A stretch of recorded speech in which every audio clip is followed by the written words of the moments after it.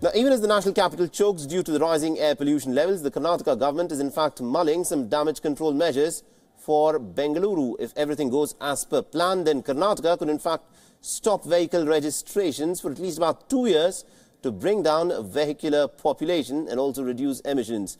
Wion's Nishtita Virendra brings you more on this report.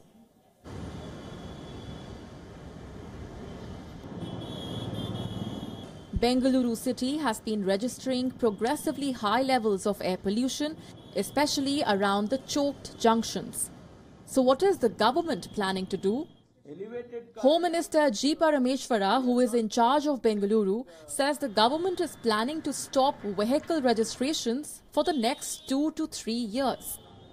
Number of vehicles registered per day is more than 2,500–3,000, and air pollution is increasing. In Delhi, you have come to know that it is very bad.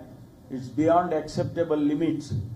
So Bangalore should not go that way. That is why, we will, Transport Department and Transport Minister Shri Tamanna, we will all sit and discuss, then take a decision what to do, whether to stop the registration, is that an answer, or something else.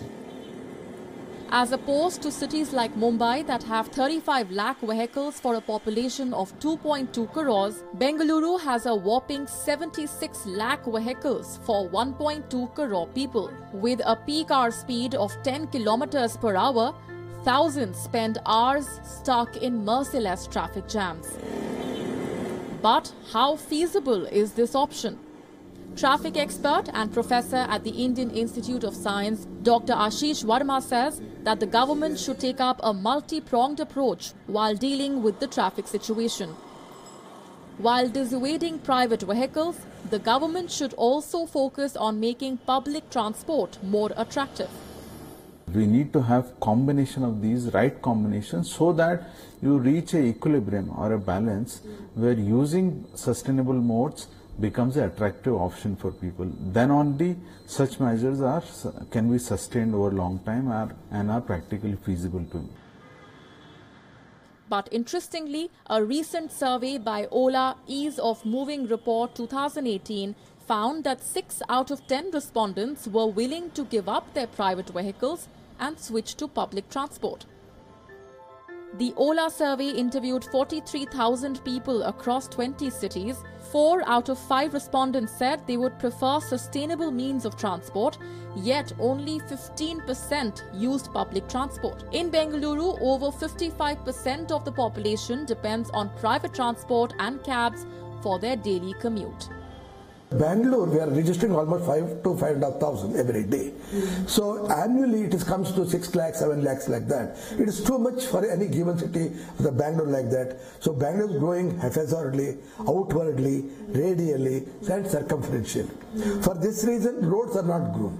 We have grown with the buildings, but not the infrastructure. So we are lacking the infrastructure. For that reason, I'm afraid somewhere there is a mismatch. Well, not just in Karnataka, governments across the country are attempting to move people away from private vehicle ownership. But for a country that uses automobile sales as a development indicator, how smooth can this transition really be? Also, how quickly can Bengaluru get a robust mass transit network that can compensate for private vehicle ownership? Questions that the government will need to deliberate and answer. In Bengaluru, with video journalists Chandan and Samir, Nishtita Virendra, Wion, World is One.